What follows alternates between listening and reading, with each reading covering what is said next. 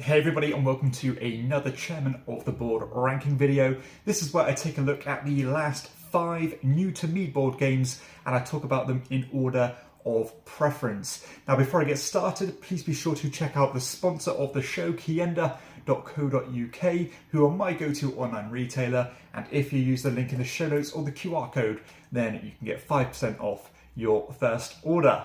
At number 5 I have Thunder Road Vendetta. So if you are a regular viewer of the channel, you might know that a game like this and my personal tastes are a bit like chalk and cheese. It's not normally the kind of game that I go for, but I was willing to go to this one with an open mind to see what it was like. I'd heard a lot of good things about it over the years now, or over the time it's been out. And I thought, you know what, this could be a lot of fun because I've heard, again, lots of good things. Unfortunately, this didn't quite turn out the way that I wanted it to, despite me seeing a lot of merit in the way that the game works. It's a simple kind of racing game, but that is basically built on the foundation of chaos. There's very little autonomy over this game as you are rolling dice. You're allocating those dice to each of your 3 separate cards. The remaining die will be put on basically a special action, or could be used to boost the speed, etc. of your other cars. You're moving along these different terrain types. You're barging into people. You're going over hazards, which can kind of tip your car over. And basically it's a lot of dice rolling and trying to see what happens. Again, pure carnage just happens as you're flying off the board. Cars are being eliminated left, right and centre.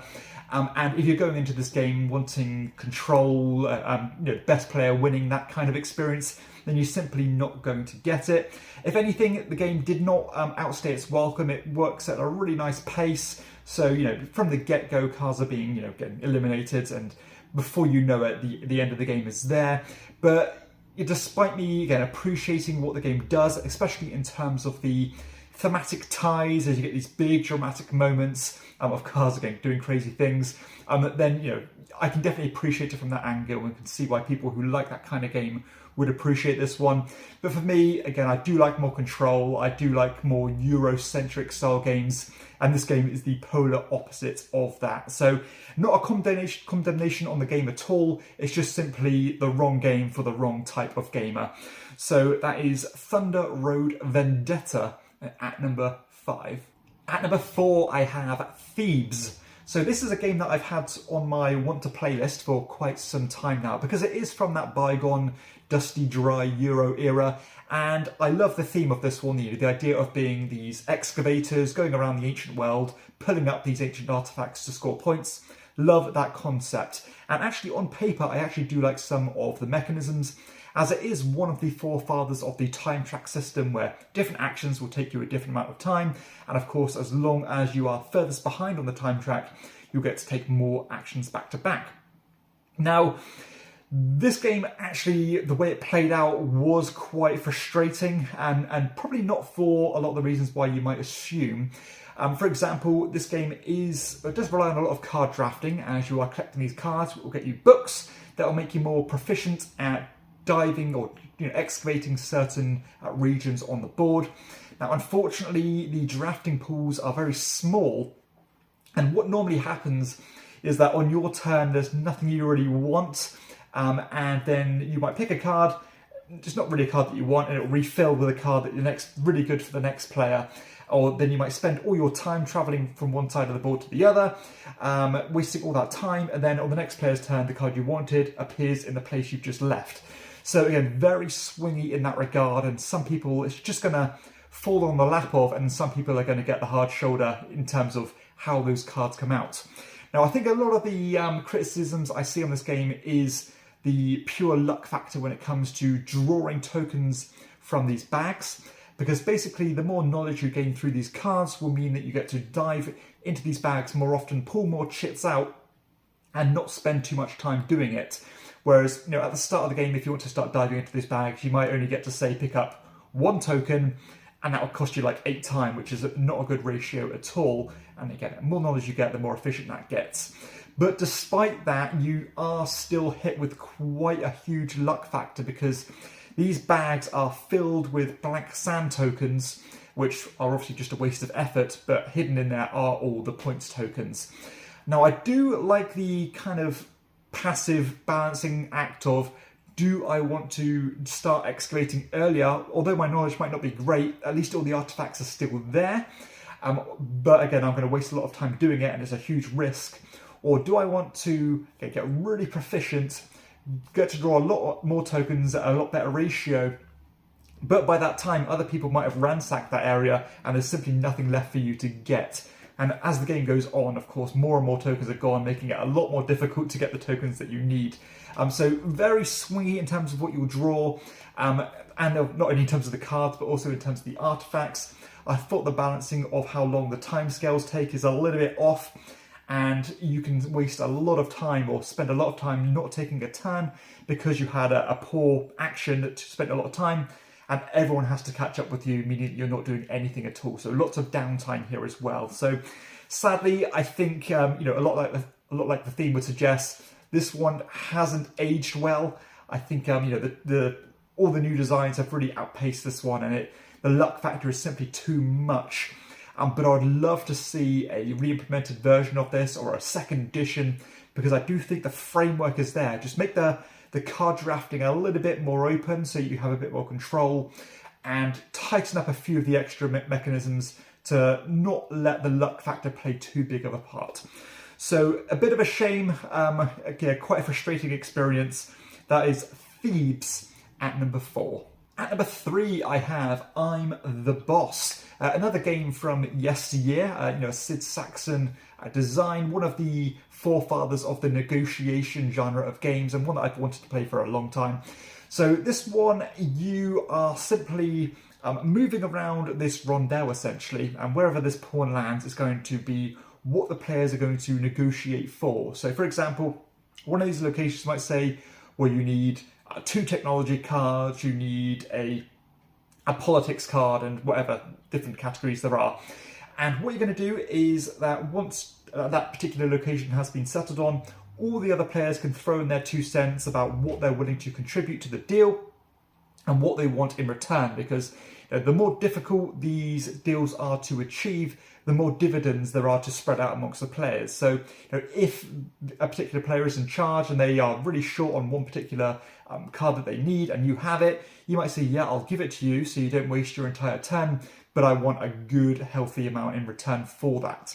That's pretty much the bones of the game. There's a good potential for negotiation here, and the coolest aspect of it is the I'm the Boss card, which means that if negotiations aren't essentially going your way, you can smash this card down and hijack the whole negotiation to say, I'm making the deals now and I get the final say. That was definitely the best part of the game, and there were some real good interactions when those cards came into play.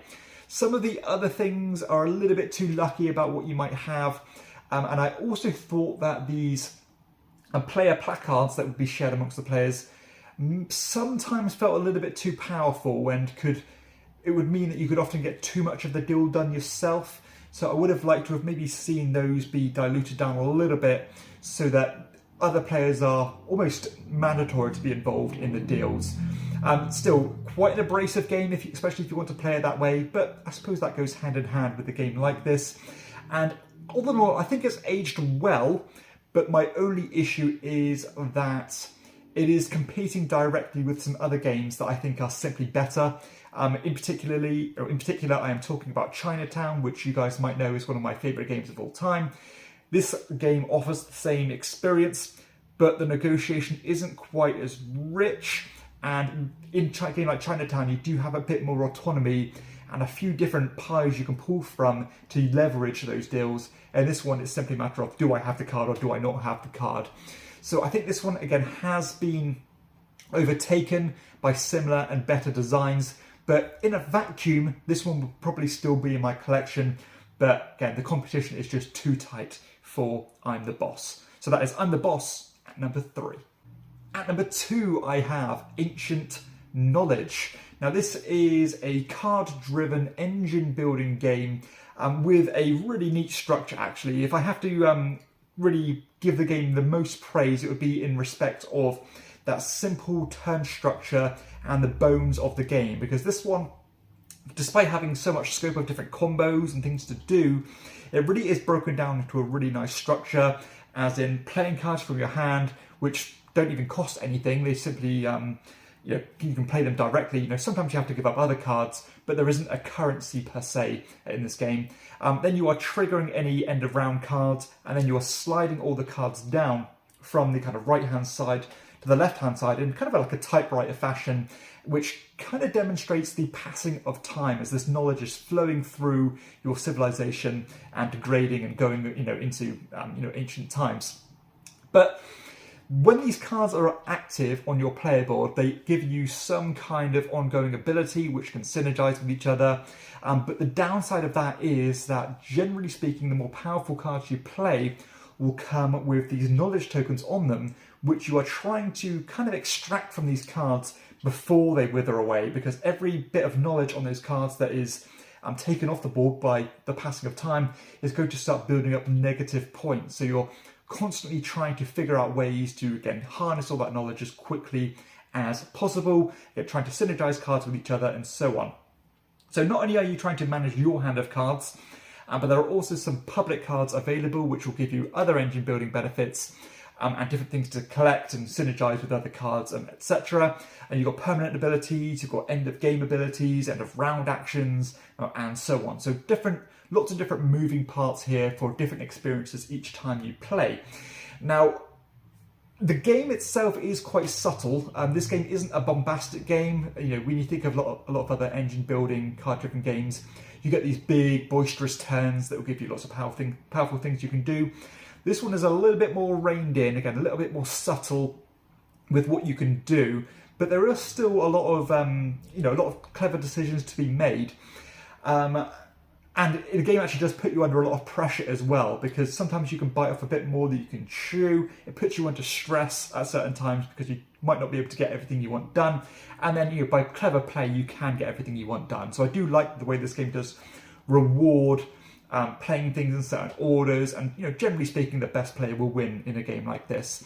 My main bugbear in this game is very similar to what I just mentioned with Thebes, where the pool of cards that you're drafting from is quite small, and basically the way it replenishes can be quite frustrating, because you can be saving towards something, and then a player will draft one of those cards from the center of the table, which are like your technology cards, and the remaining one that you wanted is just taken off the board and you didn't really have a say-so.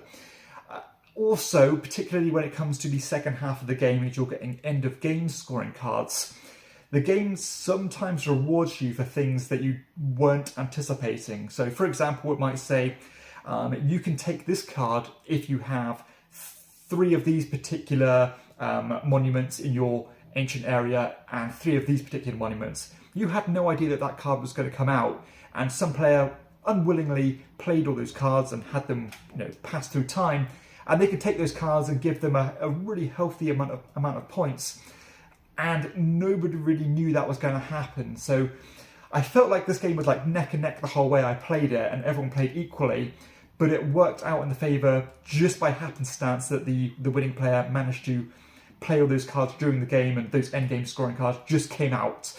So in that respect, I felt like that was quite jarring and it was quite swingy.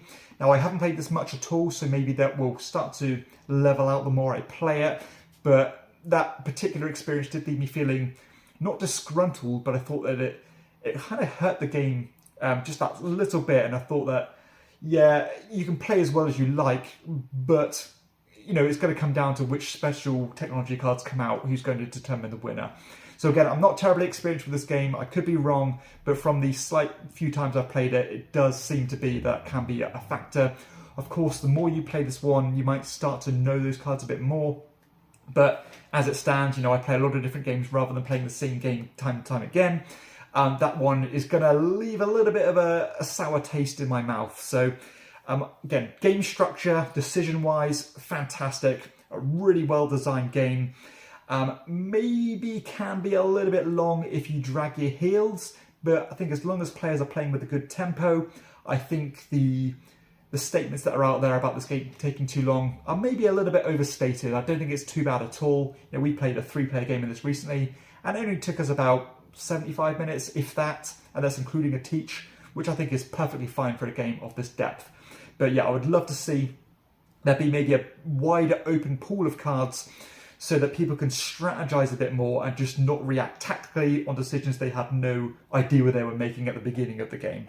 So that is Ancient Knowledge at number 2. And finally, at number 1, who would have guessed it, it's a Stefan Feld game with Kathmandu. So this is the newest of his designs from the City Collection. So this isn't a reprint, it's a brand new one.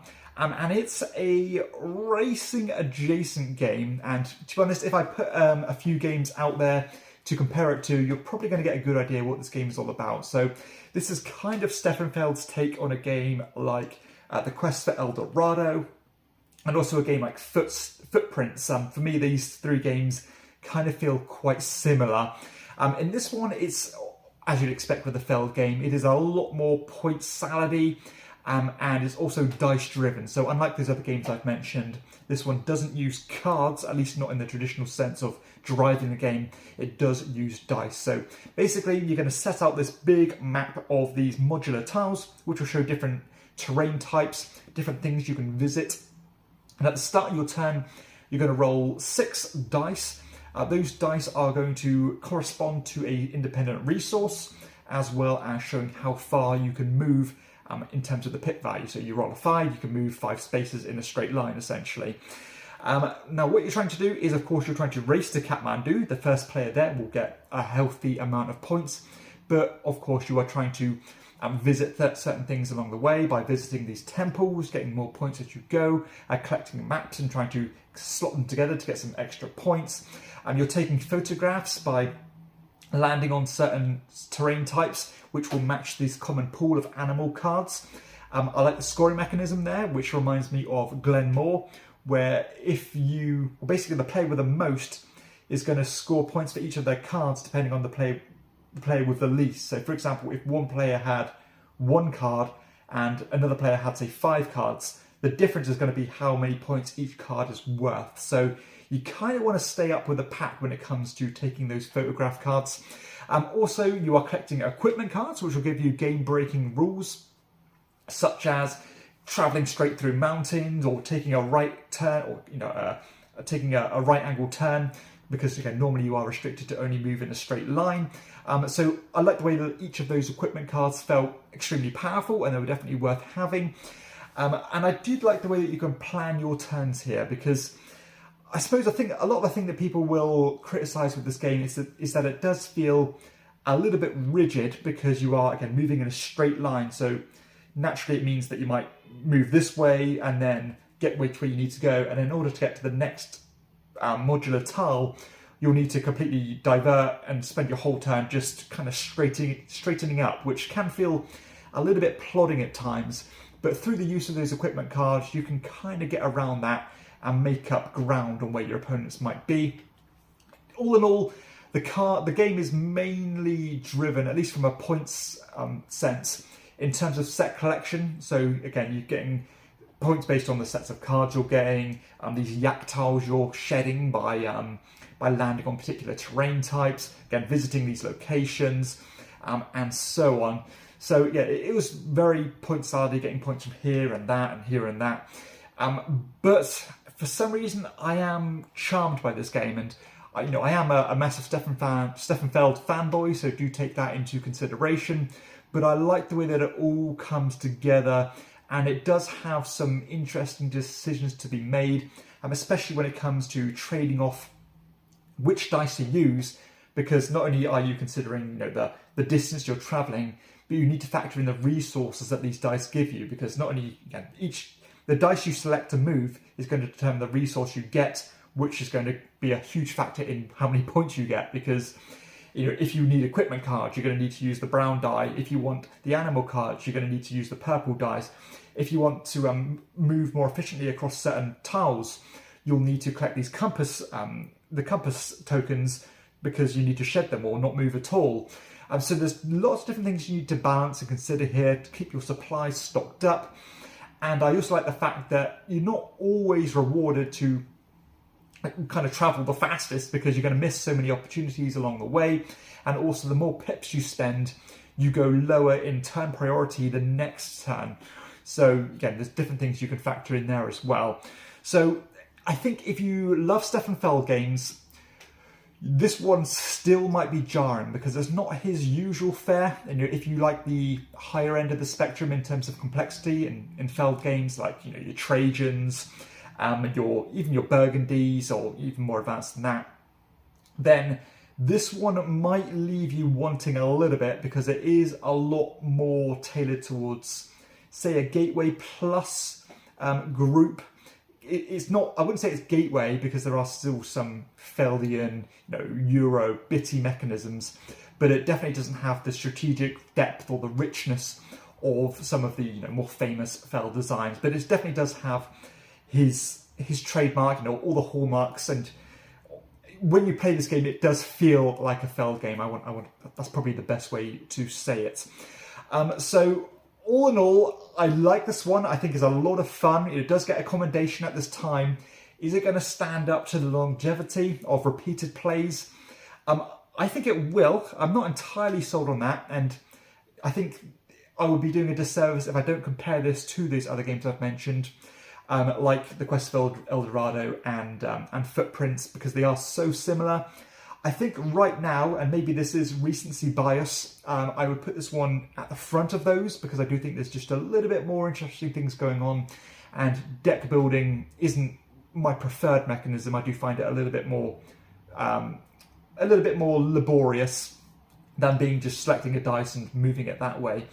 And I do like the different layouts you can have in this one and so on. So there's different, that modularity is there. But I think this one can be, or will be, more polarizing, and there's going to be a lot of Feld fans that will bounce off of it because it doesn't have that richness, as I mentioned before. But still, as it stands right now, I'm all in. I really like it, and I'm enjoying my plays of it. And hopefully that won't change because I do find it very charming, and I do like that trade-off of racing to the end, but also trying to visit all the hot spots along the way. And there's even that additional pressure where at the end of the round, these clouds will start to encroach from board to board, and can even overtake the players, which can actually start to rack up these exhaustion tokens to make your turns less productive and even waste an entire turn. So lots of things going on here, more than I can probably summarize, but at the same time, I'm sure you've got a gist of the game. So that is Kathmandu by Stefan Feld at number 1. So there we have it. That concludes the video. Hopefully you have enjoyed it. If you have, please be sure to hit like and subscribe to my channel and check out my other videos too. And for everybody else, I'll see you next time on Chairman of the Board. Bye-bye.